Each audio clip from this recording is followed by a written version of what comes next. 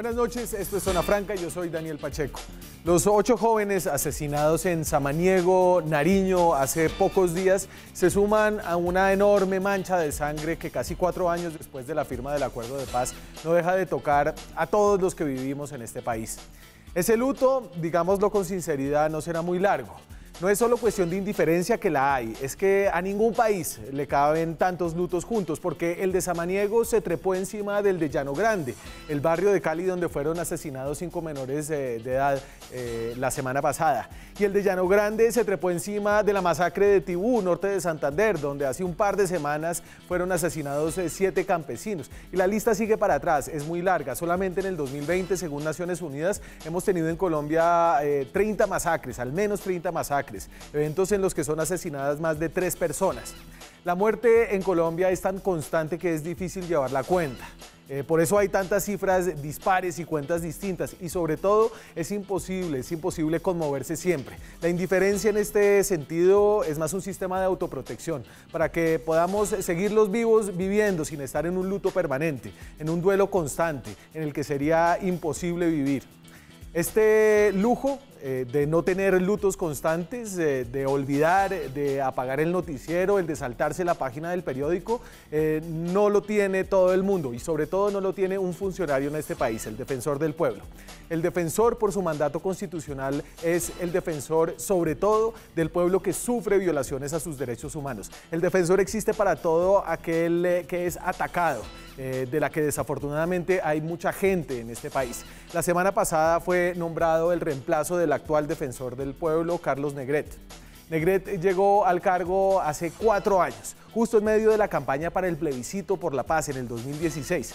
En su periodo se firmó el acuerdo con la guerrilla más grande de este país, con las FARC, y dejaron las armas más de 6.000 combatientes. Negret ahora deja su cargo con muchas canas más, con un reconocimiento generalizado por haber recorrido sin descanso este país. Y más allá de los detalles de su gestión, creo que a Negret todo el mundo le ha reconocido que se dolió por la gente en su cargo. Hoy hablamos con él en este programa. Hablamos de las esperanzas del país que recibió y del momento difícil en el que lo deja. Aquí arranca Zona Franca.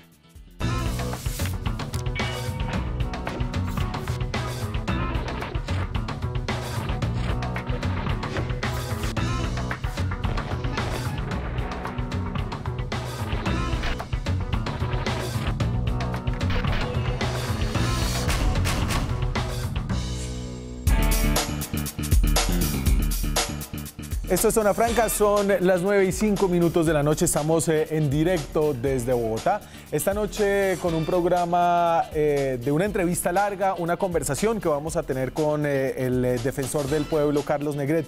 Carlos Negret nació en Popayán, viene de una familia política que se remonta, dicen por ahí, a Tomás Cipriano Mosquera, varias veces presidente de Colombia, es abogado de la Universidad Javeriana, trabajó con el Estado buena parte de su vida, el INCORA con algunos bancos como la Caja Agraria, luego bancos privados en Colpatria, fue cónsul en Chicago, fue secretario del partido de la U y en ¿cuántos días defensor dejará este cargo? ¿Qué tal? Buenas noches. Muy buenas noches y muy complacido de estar aquí en su programa. En la Caja Agraria trabajé de mensajero, ¿no? Eso es importante decírselo aquí al auditorio. El 31 de mayo nos vamos, 31 de agosto, perdón, nos vamos complacido, como usted lo decía, porque tuvimos la paciencia, tuvimos el respeto para escuchar a la comunidad, para viajar donde nunca había ido, sino los servidores de la Defensoría, pero nunca el defensor. Caminamos como camina la gente, nos transportamos como el ciudadano se transporta para llegar a su casa y eso lo impregnó a uno de mucho compromiso, de mucho sudor y como usted lo decía, en la presentación de varias canas que no tenían porque a uno sí le duele la comunidad. El país desafortunadamente es insensible y es indiferente. Pero usted también dijo otra palabra que hay que resaltarla, que es la esperanza. Colombia no puede perder la esperanza en nosotros mismos, la esperanza en salir adelante, en que en esta diversidad de opiniones podamos empujar hacia un punto común que yo creo que tiene que pasar por la paz, es la única opción que tiene Colombia. Defensor, y esta noche queremos hablar de lo que usted ha visto de este país en los últimos 4 años. Yo creo que usted ha tenido una visión privilegiada, ha podido estar en todos los departamentos, es el primer defensor del pueblo que está en que pasa por todos los departamentos de Colombia, lideró 33 misiones humanitarias, pero antes de eso quiero preguntarle, y desafortunadamente nos toca hablar de la coyuntura, si conoce y tiene más datos sobre lo que pasa en Ricaurte, Nariño, esta noche, donde hay información de un nuevo hecho violento que, según el alcalde de ese municipio, deja 3 personas muertas. Esa es la información que acaba de dar el alcalde a toda la comunidad. Es en un lugar muy remoto, Daniel, que se llama la comunidad del Aguacate, la población Aguá. Serían 6 los indígenas que este año han sido asesinados. Hay que trabajar mucho porque en esta guerra por el control territorial de la minería ilegal, del narcotráfico en otras zonas, por la deforestación, caen son los campesinos, los indígenas y las comunidades afro. De modo que... ¿Esto es sobre el río Patía, defensor? Eso es sobre... No conozco ese sitio, no alcancé a ir a esa zona de Ricaurte. Sé que, no, ¿para qué le digo? No conozco la zona, y digamos que yo sé, hay zonas que me he caminado esa zona, desafortunadamente no pude ir, pero es muy triste. Esperemos que el gobernador, que ya ha dado la noticia, baje en las siguientes horas y le cuente al país qué fue lo que encontró y qué se sabe de esa muerte de estas 3 personas. Y Carlos, ¿usted cómo hizo estos 4 años para poder vivir estos duelos sucesivos? Y yo creo que cada vez que uno habla con defensores de derechos humanos, con personas que trabajan en ese mundo, hay una pesadumbre, hay una pesadez, hay una oscuridad que a veces los deprime literalmente, a veces los enferma literalmente. ¿Usted cómo hizo estos 4 años para poder ser una persona alegre, para poder estar con su familia y para poder ver las cosas bonitas que también tiene este país? Daniel, hace un par de años ocurrió un asesinato de lo más horrible que ha ocurrido en Colombia, que fue una niña de 6 años en Vigía del Fuerte. Se la arrebataron a su madre, le quitaron un ojo, le cortaron una de las extremidades, y ese día se me salieron las lágrimas porque yo, contestándole a colegas suyos, Daniel, les decía hasta dónde va a llegar la maldad de algunos ciudadanos colombianos. Y cuando uno ve esos videos de hace unos días en Nariño también, donde un grupo le cobra al otro lo que habían hecho hace unas semanas, pues uno se aterra de ver que están cortando a un ser humano. Le duele a uno el alma, pero este país hay que seguírselo recorriendo, hay que seguir hablando con la comunidad, hay que llevarle esperanza, y la esperanza es llevarle puede sonar retórico, Daniel, pero hay que llevarles educación, hay que llevarles un colegio digno, hay que llevarles salud. Hay que trabajar mucho entre todos, en especial con los periodistas. Hay que estar en las regiones pendientes, las comunidades, que no se roben los recursos de la salud, de la educación, de la vivienda, de las vías. Si logramos eso, creo que este país puede cambiar. Y es muy duro,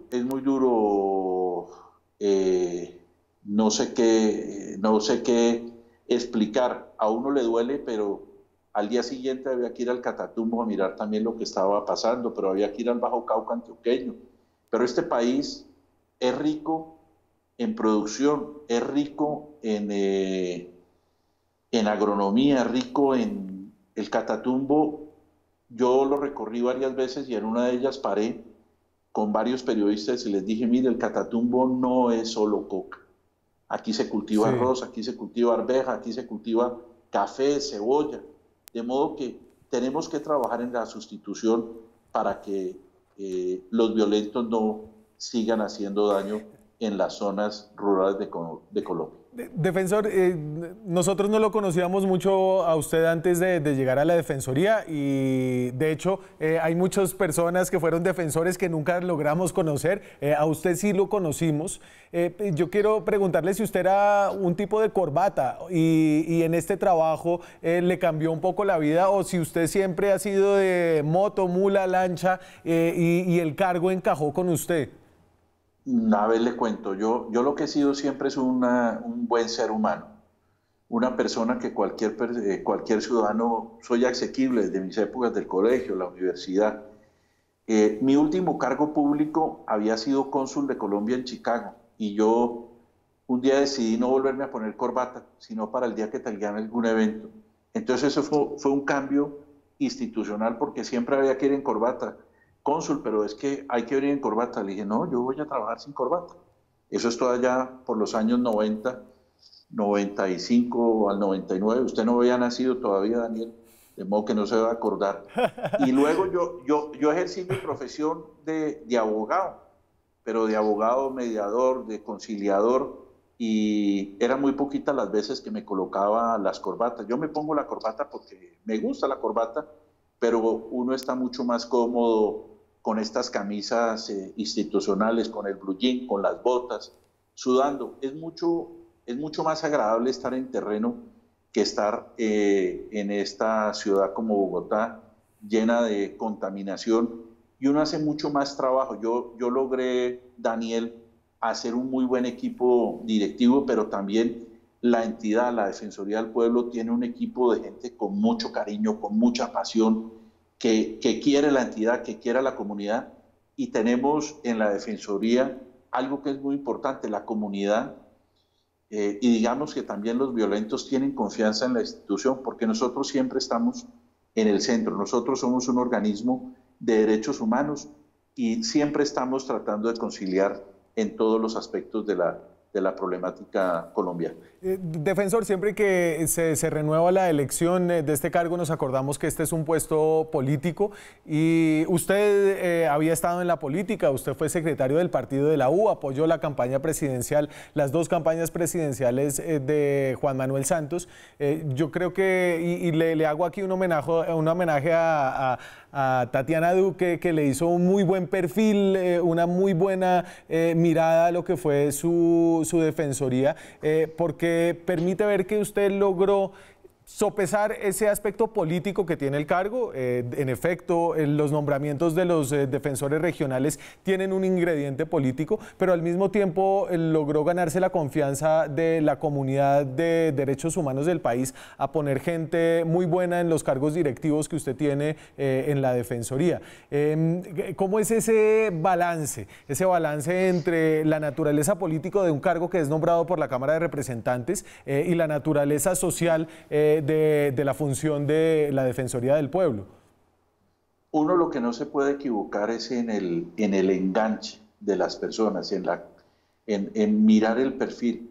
El defensor regional tiene que ser una persona como el defensor nacional, que en el caso nuestro mis corbatas deben estar apolilladas, que debe querer a la comunidad, que conoce más que la comunidad, que cuando llega el defensor nacional lo conoce. Mire, gracias al Congreso, gracias al gobierno del presidente Santos y del presidente Duque, la entidad pudo crecer mucho. El Congreso nos ayudó en recursos para crecer, para abrir una regional en Soacha, una regional en Tumaco, una regional ¿cómo se llama?, en Buenaventura, pero también se nos quedó una regional que creo que ya será trabajo de mi sucesor en el Bajo Cauca antioqueño y en el sur, donde hay mucho conflicto. La Defensoría está donde hay conflicto. Y nosotros lo que hicimos fue sopesar personas, como yo he dicho, lo importante no son los cartones, lo importante de los ciudadanos que trabajan en la Defensoría es que quieran a la gente, que quieran al ciudadano y que tengan paciencia para escuchar a la comunidad Y son jornadas muy duras, pero son muy reconfortantes cuando uno llega y afortunadamente he tenido que ver que enterrar jalado por un helicóptero al Cabildo Santos de Cogui de la Sierra Nevada, que me prestó su mula camionero y que me demoré 11 horas en llegar a la casa de él, que me prestó su casa, que me prestó su cobija de 3 tigres, y todo el mundo de los que iban conmigo se preocuparon que por qué le habrá prestado esa cobija. Claro, a la 1 de la mañana se vienen esos vientos de la Sierra Nevada y era un frío, entonces ya entendieron la generosidad de un cabildo gobernador como Santos, que me permitió no sentir frío, de modo que la gente le corresponde con lo que puede dar, y uno corresponde con qué, Daniel. Uno va y encuentra en muchas zonas del país, y uno viene y le cuenta al gobierno nacional, y el gobierno nacional, los ministros, los directores de institutos descentralizados, empiezan a mover los temas que uno encuentra en las regiones más apartadas de Colombia. Desafortunadamente el COVID no me permitió recorrer los ríos de Amazonas y Magdalena, Baupés y Amazonas. Se me quedó una misión que era muy bonita, que era Barranca Bermeja, Barranquilla. Se me quedó otra misión que era Caquetá, bajando por el río Guayas para llegar al Putumayo. Y se nos quedó una que eran los 200 años de los derechos humanos, que era hacer la ruta libertadora desde Tame, pasando por Casanare y llegando a Boyacá. Eso es importante, ¿por qué, Daniel? Porque son símbolos para la comunidad. En esos sitios tan apartados, si ven a un servidor público que va a caballo, que va caminando, que va en las trochas, en los jeeps que haya, la gente se siente acompañada, siente que el olvido no es tanto, y por eso nosotros acabamos de lanzar un libro que gracias al COVID pude escribir de la mano de Néstor Bautista, un periodista que trabaja con nosotros, que se llama Encuentros con la Colombia Olvidada, porque había que dejar un testimonio de estas misiones, de lo que le decía a la comunidad, para que las gentes que vienen detrás de nosotros, los muchachos que están en la universidad y en los colegios, entiendan que si nosotros no miramos el sector rural en Colombia, no va a haber paz. De modo que la meta es mirar el sector rural para darles condiciones de vida a los campesinos, a los afro y a los indígenas en Colombia.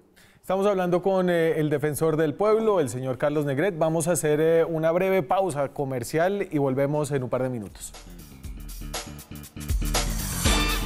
Seguimos en Zona Franca, son las 9:23 de la noche. Hablamos con el defensor del pueblo, el señor Carlos Negret, a propósito de lo que han sido estos ya casi 4 años de su gestión, y en medio de un momento doloroso en Colombia. Hace pocos días en Samaniego, Nariño, fueron asesinadas 8 personas en un solo hecho, otra persona aparte. Estas son algunas de sus caras, sus nombres, vale la pena recordarlos, así sean unos recuerdos que vayan a ser reemplazados desafortunadamente por nuevas víctimas, todos universitarios, jóvenes que habían regresado a su municipio en medio de la pandemia.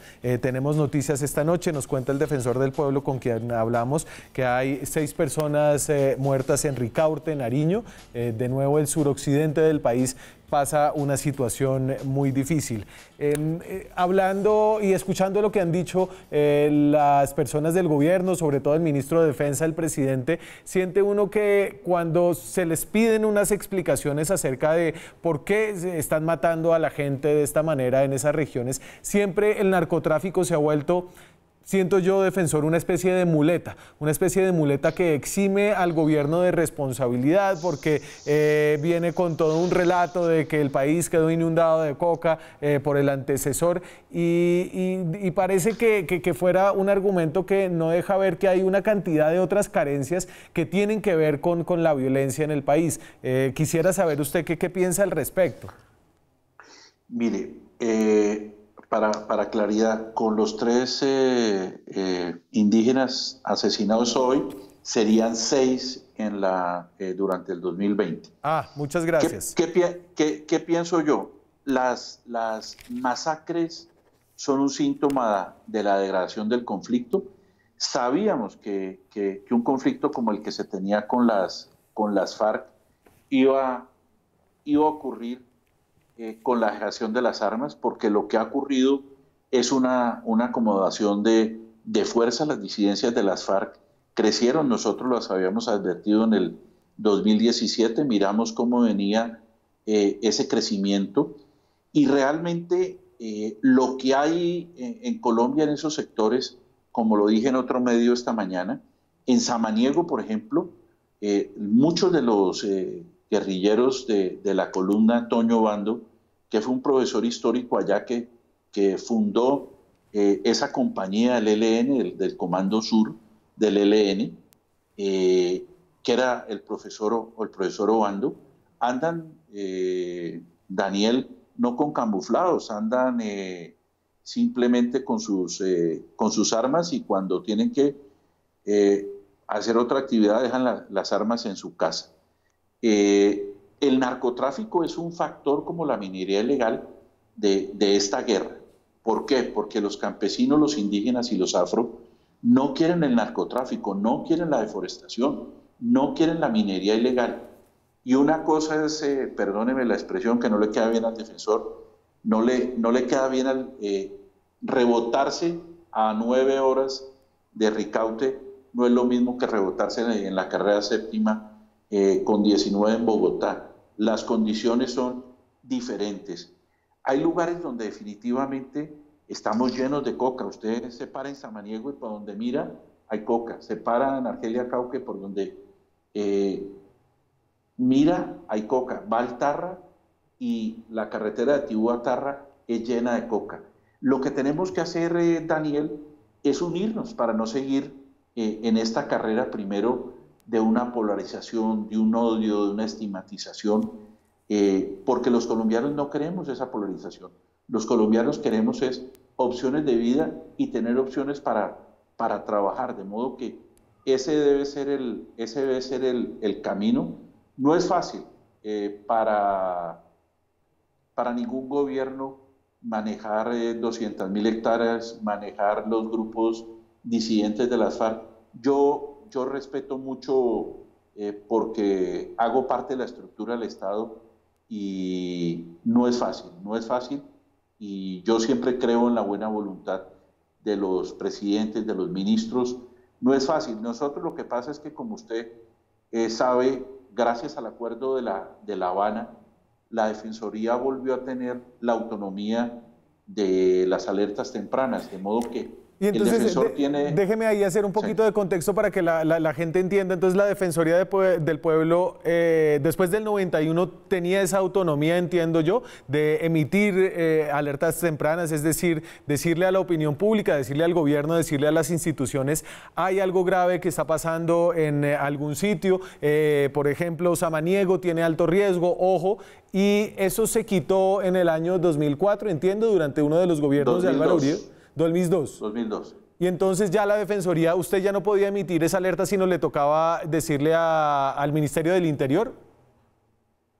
Exactamente.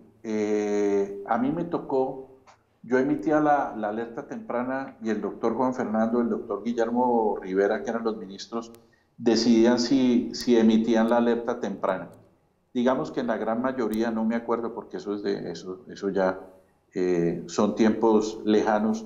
Generalmente hacíamos y explicábamos la alerta temprana y se explicaba la alerta con sus recomendaciones a las instituciones.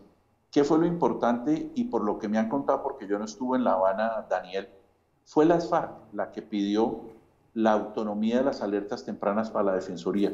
¿Qué creo yo? Por el contexto que ya puedo decirlo después de 4 años, las FARC había sido sujeto de afectación, digamos, con nuestras alertas tempranas en temas de seguridad, porque como nosotros caminamos y hoy seguimos caminando, por eso seguimos sacando las alertas, ellos tenían una claridad de la importancia de las alertas tempranas, pero quería que tuvieran autonomía. Nos demoramos un poco en la confección del decreto 2124 y lo logramos sacar en el gobierno del presidente Santos, y le quiero contar que eso fue también gracias al exministro Juan Camilo Restrepo, que estaba negociando en Quito con el ELN, y uno de los puntos inamovibles del ELN eran las alertas tempranas de la Defensoría del Pueblo con Autonomía. Entonces ya con este instrumento, lo que dicen los eruditos de los derechos humanos,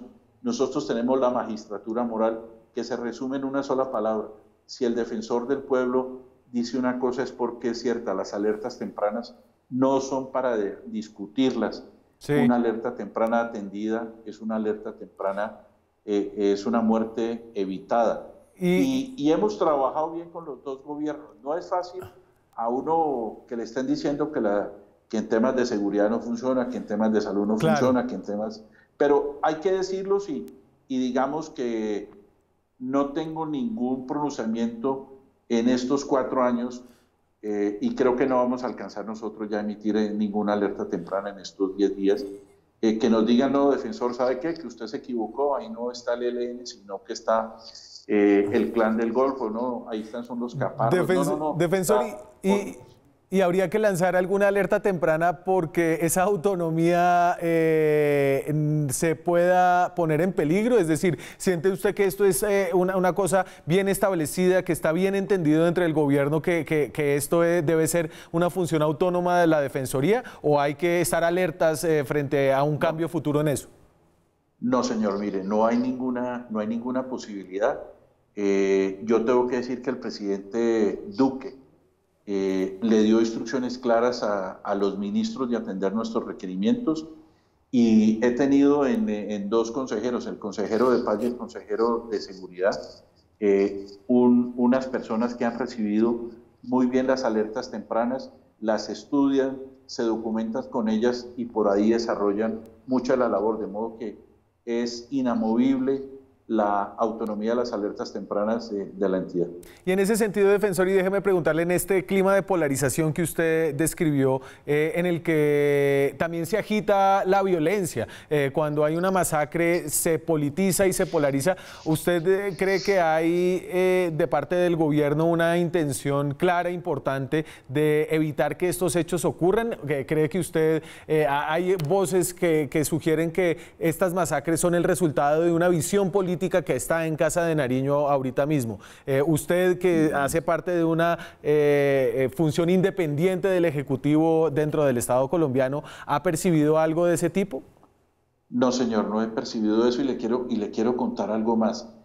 La Defensoría es un ente totalmente autónomo constitucionalmente, pero quiero contarle con un ejemplo lo que ha ocurrido con el COVID. Yo quiero contarle que cuando arrancó el COVID, que no llegaban las ayudas, que los alcaldes, esto nos cogió a todos de sorpresa.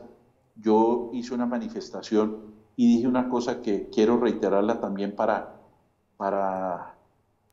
hacer una manifestación expresa, igual que dije que el COVID no puede ser un elemento para hacer política para el 2022 y 2023, igual.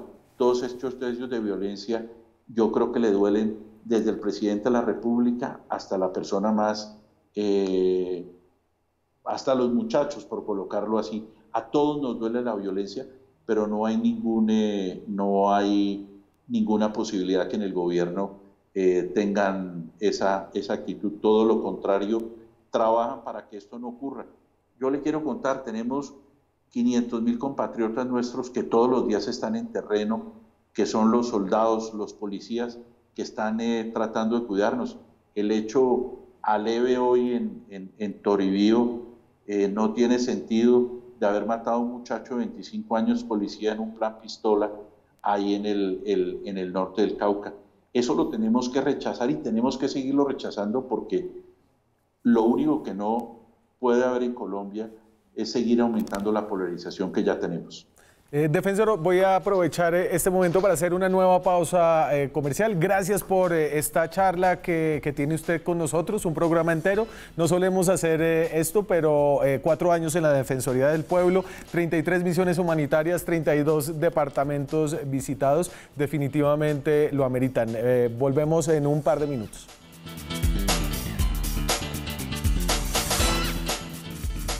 Seguimos en Zona Franca, 9:38 minutos de la noche. Hablamos de derechos humanos, de la situación de seguridad en el país.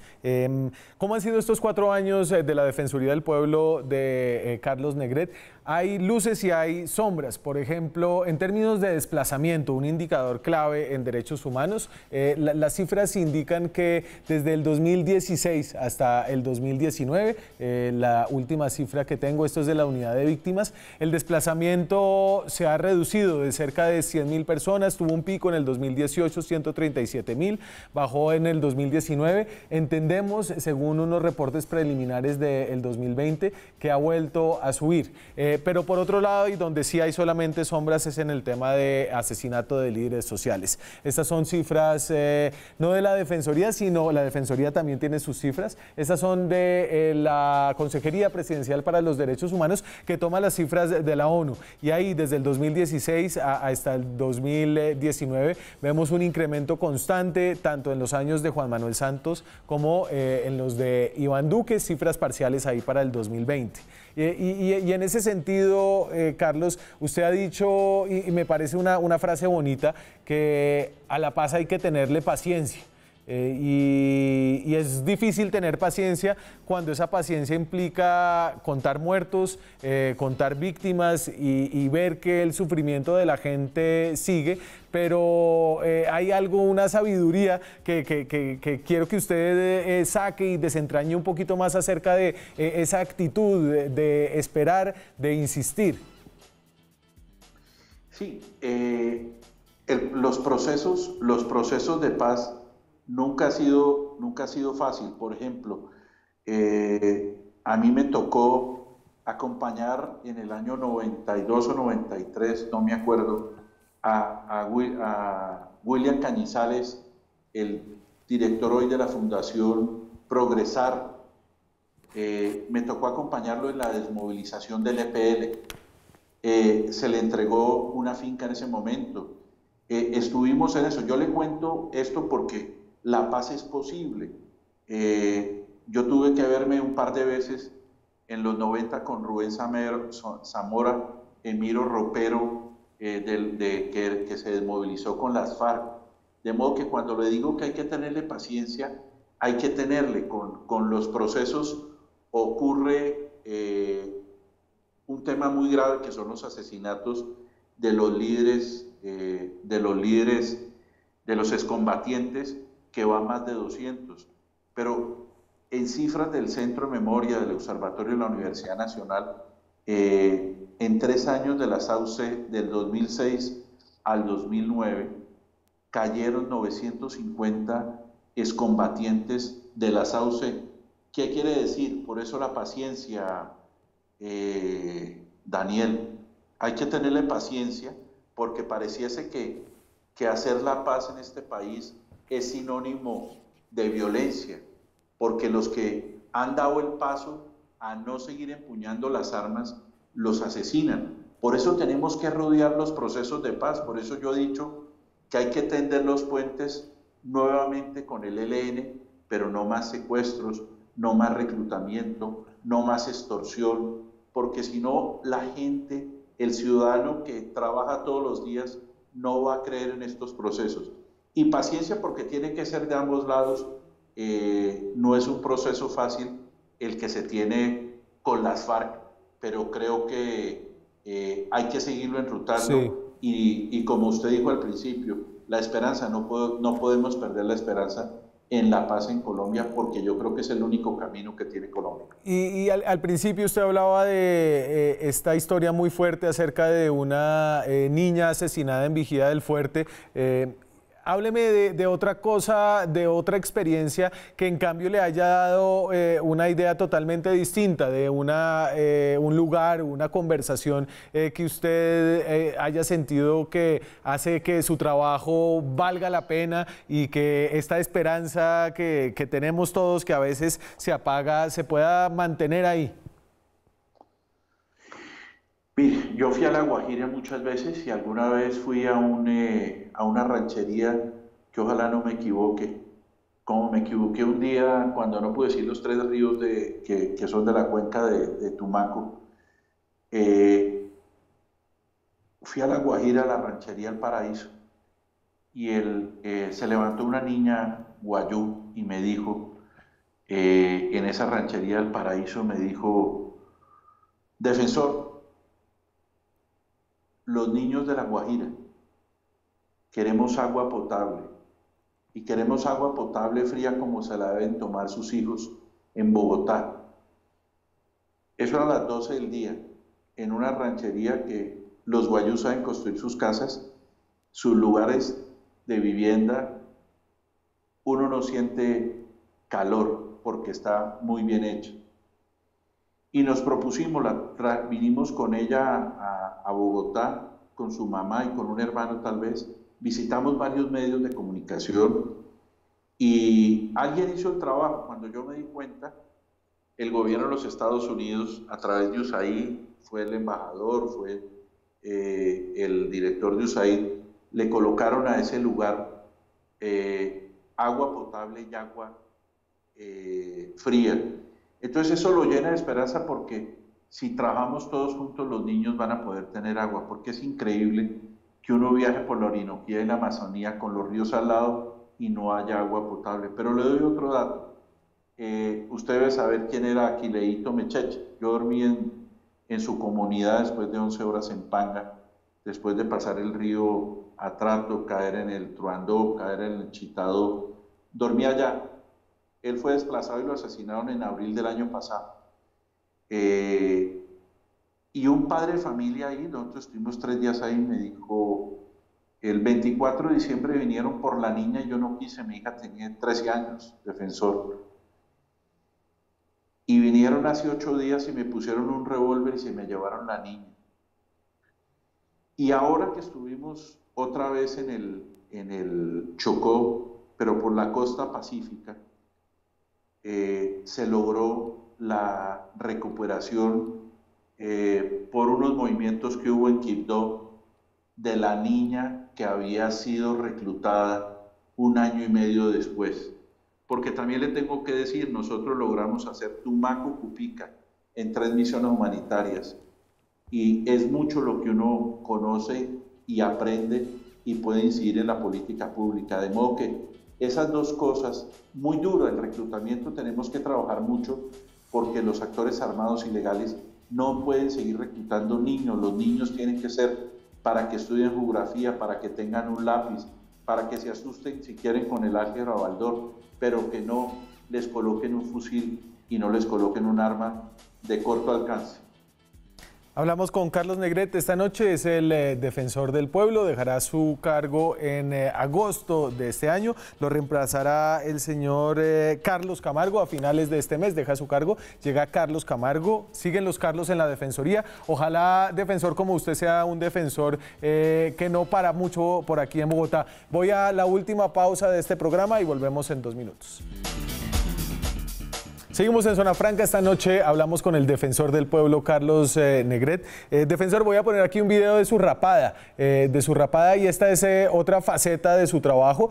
Obviamente traer, y la salud es parte importante del trabajo del defensor del pueblo, es parte importante de los derechos que los colombianos están reclamando constantemente, y usted aquí hizo su papel. Yo sufrí cáncer.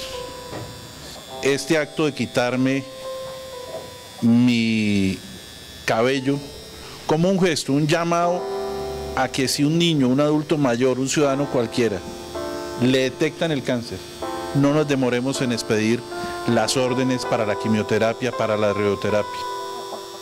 Tenemos que ayudarle a los pacientes. Yo hablo hoy, 4 de febrero, de esta enfermedad porque yo la viví. Y bueno, ahí vemos que ya se recuperó de la rapada y afortunadamente, entiendo, ha vencido por ahora a su cáncer. Sí, pero mire, este país, eso lo que yo hice ese día, porque a mí me gusta andar con el pelo como usted, así largo y crespo, había que hacer un símbolo, porque lo que hacen algunas EPS es una vergüenza criminal con los pacientes. Y el pelo hoy lo tengo así y la barba me la quité porque la última vez que me corté el pelo fue en Bahía, en Jurado, en febrero, y no me he peluqueado desde esa época. El oncólogo me dijo, déjese crecer el pelo, quítese la barba por tema del COVID. Si usted ve a mí, se me quiebra la voz, porque una enfermedad como el cáncer es una enfermedad catastrófica, es una enfermedad para toda la familia, y no hay derecho que las EPS, teniendo los recursos de uno, no le den la atención requerida. En mi discurso en el Congreso hace 4 años dije que estaría muy encima las EPS porque la atención oportuna en cualquier enfermedad catastrófica como el cáncer, como la diálisis, una enfermedad huérfana, es la diferencia entre la vida y la muerte. Y realmente sí, estoy curado y tenemos que trabajar muy duro en la mano de todos ustedes, de todos los ciudadanos, porque no podemos permitir las marrullas. Cada 34 segundos un ciudadano de Colombia tiene que ir a colocar una acción legal para la atención. Es un trabajo que demorará, pero que a mí como ciudadano de a pie tendrán la opción de seguir contando conmigo y vamos a estar vigilantes para que las EPS entreguen los recursos que tienen que entregar y los entreguen en el momento oportuno. Venga, el cáncer es inevitablemente una cercanía con la muerte. Cualquier cosa puede pasar cuando uno tiene esa enfermedad. ¿Eso lo ayudó a acercarse a las personas que a su vez se acercan a la Defensoría? ¿O bien porque son víctimas o bien porque tienen problemas con el sistema de salud? Es decir, ¿hubo algo ahí que movió esa relación? No, yo siempre he sido un buen ciudadano, soy un muy buen ser humano. Esas causas, independientemente que me hubiera dado cáncer o no, las hubiera trabajado igual, porque eso es una iniquidad, una injusticia, vuelvo y repito, una marrulla, una vergüenza criminal, la no atención. Y usted no se imagina el trabajo que hacemos en la Defensoría regionalmente en Bogotá para que atiendan los pacientes, porque le detectan a uno el cáncer y le hacen el examen y luego tienen que darle las quimioterapias y no le dan la orden y son 20 quimioterapias y le dan solamente para 2, de modo que la atención en estas enfermedades como el cáncer, la diálisis, tiene que ser una atención integral y bueno, yo me salvé, uno no sabe. En estos días me hice un examen el sábado porque cada año ya me hago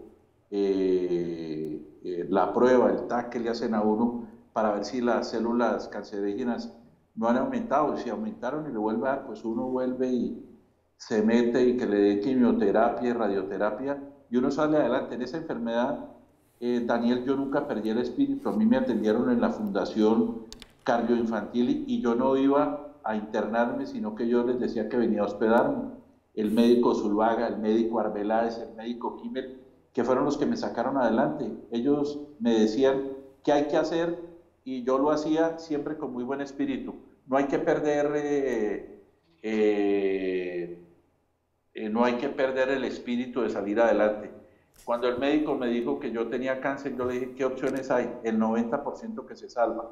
En los primeros días uno queda con que le va a dar el 10%, pero en la medida en que mi Dios les tiende a uno el cheque, pues uno se salva. Y aquí estamos parados. Y ahora que miramos un poquito para adelante, me imagino que ya habló con su sucesor, con el señor Carlos Camargo, que ha suscitado algunas preocupaciones, obviamente en medio de la polarización. Si el señor es uribista, entonces dicen que no quiere la paz, que no quiere las víctimas. ¿Usted qué ve en Carlos Camargo? ¿Qué piensa y cómo piensa que lo va a hacer? Yo creo que lo va a hacer bien, hay que darle la oportunidad. Hace 4 años a mí también me dieron mucha varilla, me estigmatizaron bastante. Él es una persona de provincia, como lo soy yo, y hay veces cuando llegamos personas de provincia, pues nos dan una varilla adicional, y creo que hay que darle tiempo al tiempo, y él tiene las condiciones. Tiene una hoja de vida muy importante, tiene un conocimiento del país, es el presidente de los gobernadores, o sea, conoce cómo funciona el Estado y conoce a los referentes de todas las gobernaciones, de modo que eso es un punto a favor de él.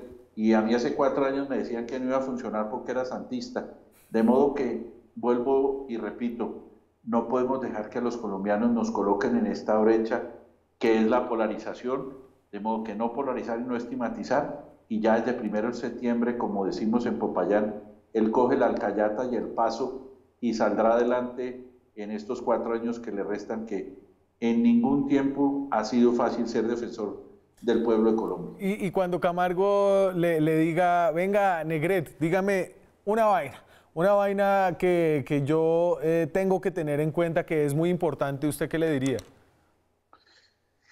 No, básicamente que hay que tener paciencia y escuchar a la gente sin ningún afán. Eso es lo único, porque hay veces los servidores de todos los niveles, pero en especial nosotros, tenemos poco tiempo, pero hay que tener tiempo para las comunidades, hay que tener tiempo para las personas en las regiones, de modo que hay que empujar. Yo creo que, vuelvo y lo repito, el ser de provincia tiene un conocimiento de las necesidades de esas partes apartadas de Colombia, de donde proviene él y provengo yo, y hay que desearle, como sé que va a hacer, un muy buen trabajo en la Defensoría del Pueblo. Carlos, usted ha dicho varias veces esta noche que usted es un buen ser humano. Yo creo que después de 4 años este país le cree eso, y eso es lo más importante que uno puede decir de sí mismo. Muchas gracias por su servicio al país, y muchas gracias por haber recorrido los lugares que nadie había ido a ver desde la Defensoría del Pueblo. Daniel, no, muchas gracias a ustedes y un abrazo, y gracias porque siempre fuimos con los periodistas de muchos otros medios, que ellos nos acompañaron, y de esa manera era mucho más fácil mostrar las falencias y los inconvenientes que se tienen en las regiones. Hay que trabajar mucho por las regiones.